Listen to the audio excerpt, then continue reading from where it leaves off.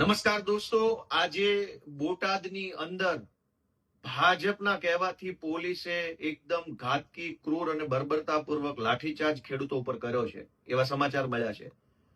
બોટાદના ખેડૂતો અને ગુજરાતના આખાના ખેડૂતો છેલ્લા ઘણા વર્ષોથી ભ્રષ્ટ ભાજપની સરકાર પાસે પોતાના અધિકારો માંગી રહ્યા છે.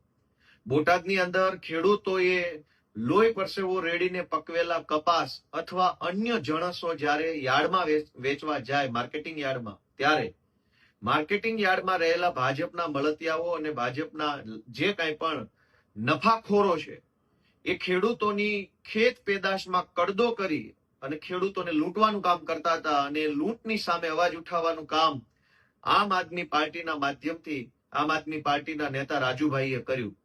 રાજુભાઈ છેલ્લા 3 દિવસથી શાંતિપૂર્વક રીતે એકદમ ગાંધી ચિંધ્યા માર્ગે ખેડૂતો વતી લડી રહ્યા હતા, પણ શાંતિપૂર્વક રીતે લડાઈ ચાલતી હતી એને ડિસ્ટર્બ કરવાનું, એને ગેરમાર્ગે દોરવાનું કામ આજે બોટાદમાં ભાજપના માણસોએ અને પોલીસે કર્યું છે. આજે ખેડૂતોની મહાપંચાયત યોજવામાં આવી હતી અને આ મહાપંચાયતમાં હજારો ખેડૂતો એકઠા થયા. એની ઉપર ગાંધીનગર વાળાના આદેશથી બર્બરતાપૂર્વક ખૂબ ઘાતકી રીતે લાઠીચાર્જ કરવામાં આવ્યો છે. અનેક નિર્દેશ ખેડૂતોને મારવામાં આવ્યો છે. ટીયર ગેસના સેલ છોડવામાં આવ્યા છે. આટલી હદે અન્યાય, અત્યાચાર અને દાદાગીરી એ અંગ્રેજોને પણ શરમાવે એવું કૃત્ય છે. ખેડૂતોના હામી બનવાના બદલે, ખેડૂતોની મદદ કરવાના બદલે, ખેડૂતોના હક અને અધિકારો આપવાના બદલે ખેડૂતો ઉપર ટીયર ગેસના સેલ છોડવા, ખેડૂતો ઉપર દંડા વરસાવવા એ ભાજપની હલકી માનસિકતા છે અને એની સામે આમ આદમી પાર્ટી લડી રહી છે.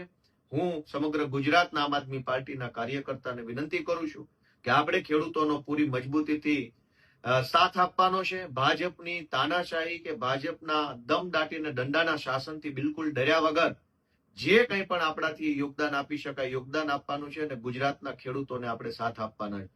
બોટાદની અંદર જે ઘટના બની છે એ નિંદનીય ઘટના છે. પોલીસે ખેડૂતો ઉપર જે અત્યાચાર કર્યો છે એ બિલકુલ કાયર કૃત્ય છે, એ બિલકુલ યોગ્ય વ્યાજબી કૃત્ય નથી. આમ આદમી પાર્ટી ભાજપનો સામનો કરશે અને ખેડૂતોને સાથ આપશે. જય કિસાન.